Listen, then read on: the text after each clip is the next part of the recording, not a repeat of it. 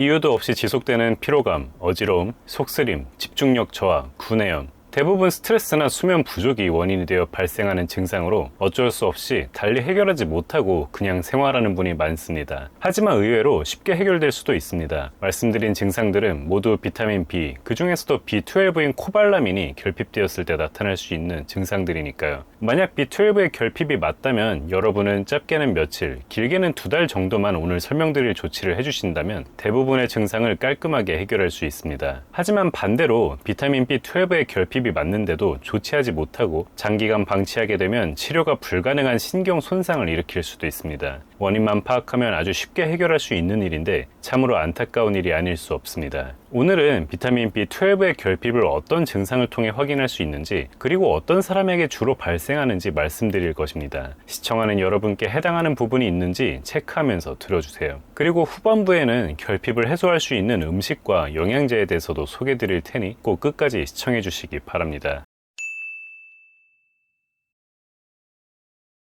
비타민 B12의 결핍은 결코 흔하지 않지만 그렇다고 아주 희귀한 것도 아닙니다. 국내외의 몇몇 보고에 따르면 인구의 5% 정도는 경계선 결핍을 겪고 있고 1%는 심한 결핍을 겪고 있는 것으로 알려져 있습니다. 우리 주변의 20명 중 1명꼴로 결핍 상태에 놓여 있을 수 있다는 이야기입니다. B12의 결핍 여부를 확인하는 것은 까다로운 일입니다. 사람에 따라 증상이 천차만별이기 때문이에요. 가장 잘 알려진 결핍 증상은 바로 빈혈입니다. 정상적인 적혈구 생성에 B12가 반드시 필요한데 B12가 부족하면 제 기능을 하지 못하는 적혈구가 생성되고 결국 빈혈로 이어지는 거예요. 비타민 B12의 결핍으로 진단받는 경우는 대부분 빈혈 증상으로 병원에 방문해서 혈액 검사를 통해 발견하는 경우일 것입니다. 하지만 어떤 사람은 비슷한 수준으로 결핍되어 있음에도 빈혈 증상이 나타나지 않는 경우도 있습니다. 사람마다 나타나는 증상이 제각각이에요. 지금까지 알려진 비타민 B12의 여러 다른 증상을 알려드릴 테니 본인에게 해당되진 않는지 체크해보세요. 말씀드리는 증상들은 극심한 결핍 상태일 때만 나타나는 게 아니라 가벼운 결핍 상태에서도 나타날 수 있습니다.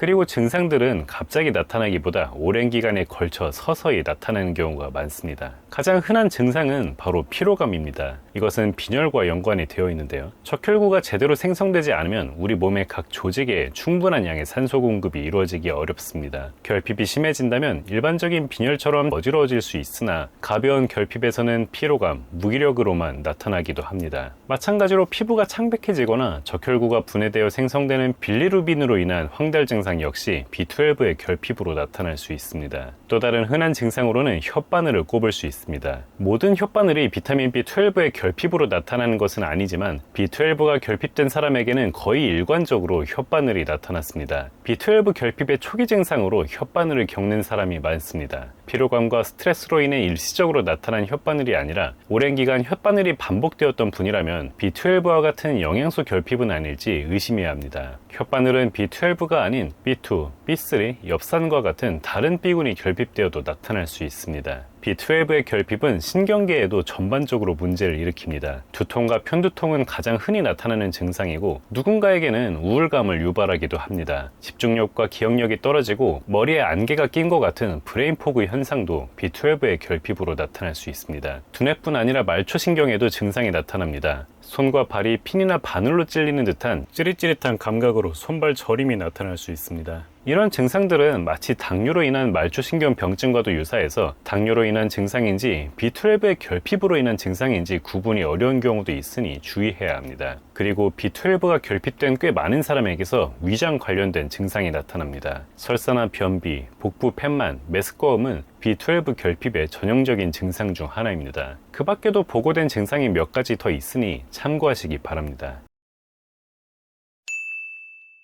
몇 가지 증상을 소개드렸지만 이런 증상들만으로는 B12의 결핍을 판단하기 어려운 것이 사실입니다. B12 결핍의 증상들은 하나같이 다른 원인으로도 쉽게 나타나는 것들이기 때문이에요. 그리고 사람마다 증상의 종류와 세기가 천차만별이라는 점도 판단을 어렵게 만들고 있습니다. 하지만 다행인 부분도 있습니다. 비타민 B12의 결핍은 비교적 원인이 뚜렷한 편이에요. 지금부터는 비타민 B12 결핍이 쉽게 나타나는 상태에 대해 소개해드릴 것입니다. 앞서 소개해드린 증상을 겪으면서 여기에 해당하는 분이라면 B12 결핍이 원인일 가능성이 상당히 높을 것입니다. 먼저 식습관이 매우 불균형한 분, 다이어트를 하는 분 또는 채식을 하는 분은 B12가 쉽게 결핍될 수 있습니다. 비타민 B12는 대부분 육류나 해산물 또는 유제품으로부터 공급받기 때문이에요. 뒤에도 소개드릴 비타민 B12가 풍부한 음식을 제대로 섭취하지 못하는 경우에는 당연히 B12가 결핍될 가능성이 높습니다. 소화 기능이 저해된 경우에도 B12가 쉽게 결핍됩니다. B12가 흡수되기 위해서는 위에서 충분한 위산이 분비되어 음식물을 위에서 녹여야 하는데 그렇지 못하는 경우 충분한 양의 B12를 흡수하기 어렵게 됩니다. 따라서 위산이 충분치 않은 사람들, 예를 들어 60세 이상의 중장년층에 속하는 분들이나 위산 분비 억제제 또는 제산제를 장기적으로 복용하는 분에게는 훨씬 높은 빈도로 B12의 결핍이 발견됩니다. 그리고 B12의 흡수에는 위에서 위산과 함께 분비되는 인트린식 팩터, 우리말로 하면 내인자라는 물질이 반드시 필요합니다. 하지만 몇몇 분들께는 이 내인자가 부족해지거나 제 역할을 하지 못하는 경우가 발생합니다. 대표적으로 위절제 또는 우회 수술을 받은 분이나 위축성 위염을 갖고 있는 분의 경우 내인자가 충분치 못해서 B12의 결핍이 발생하기도 하고요. 당뇨병 치료에 사용되는 메트포르민의 장기적인 복용도 내인자의 활성을 떨어뜨려 B12의 흡수를 방해할 수 있습니다. 임산부와 수유부의 경우에도 통계적으로 B12의 수치가 낮아 결핍에 쉽게 놓이는 것으로 알려져 있습니다.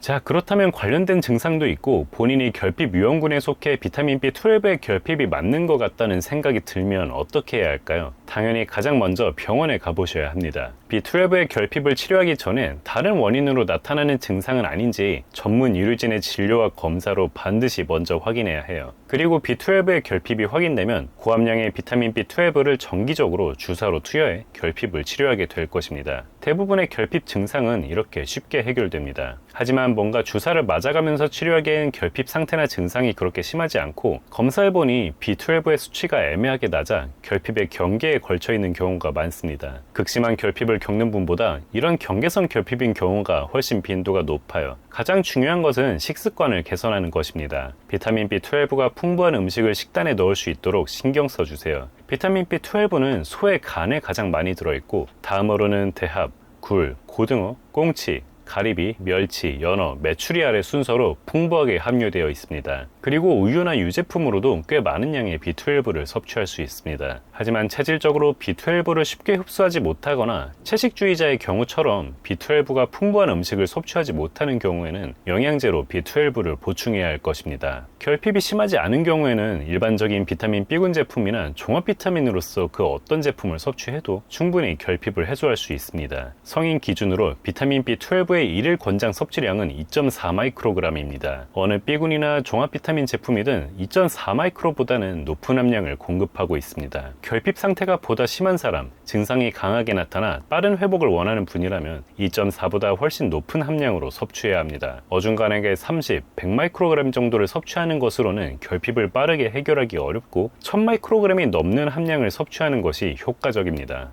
이것은 비타민 B12의 흡수 경로가 특수하기 때문이에요. 비타민 B12의 흡수에 사용되는 내인자라는 물질은 흡수력에 한계가 있습니다. 한 번에 흡수할 수 있는 최대치는 대략 1.5 마이크로그램이에요. 1.5를 섭취하든 50을 섭취하든 한 번에 흡수하는 양은 큰 차이가 나지 않습니다. 병원에서 B12의 결핍을 치료할 때 대부분 주사제로 치료하는 것도 이런 이유 때문입니다. 하지만 아예 높은 함량으로 섭취하는 것은 의미가 있습니다. 이 경우 내인자를 이용한 흡수 외에도 추가적인 B12를 흡수할 수 있기 때문이에요. 실제로 여러 임상 연구에서 1000마이크로그램 이상의 B12 영양제 섭취가 결핍을 효과적으로 해소하는 것으로 드러났습니다. 다행히도 이제 약국에서 1000마이크로그램의 B12가 함유된 제품을 쉽게 구할 수 있어요. 비맥스 메타비나 2XB 듀얼이 대표적인 제품입니다. 비맥스 메타비에는 활성형인 히드록소코발라민이, 2XB 듀얼에는 비활성형인 시아노코발라민이 함유되어 있는데요. 활성형이든 비활성형이든 비타민 B12의 결핍을 효과적으로 해결할 수 있으니 어떤 제품을 복용해도 상관없습니다. 그런데 이미 다른 비타민제를 섭취 중인데 B12의 함량이 낮아서 아쉬운 경우가 많을 것입니다. 이 경우에는 B12만 단독으로 들어있는 제품을 별도로 구매해서 추가로 섭취하시면 됩니다. B12의 단독 제제는 우리나라에서는 구하기 어렵고 직구를 통해 구하셔야겠는데요. 컨슈머랩에 품질 데이터가 있으면서 용량이 너무 과하지 않은 내추럴 팩터스의 메틸코발라민 1000마이크로그램 제품이 좋은 선택이 될 것입니다.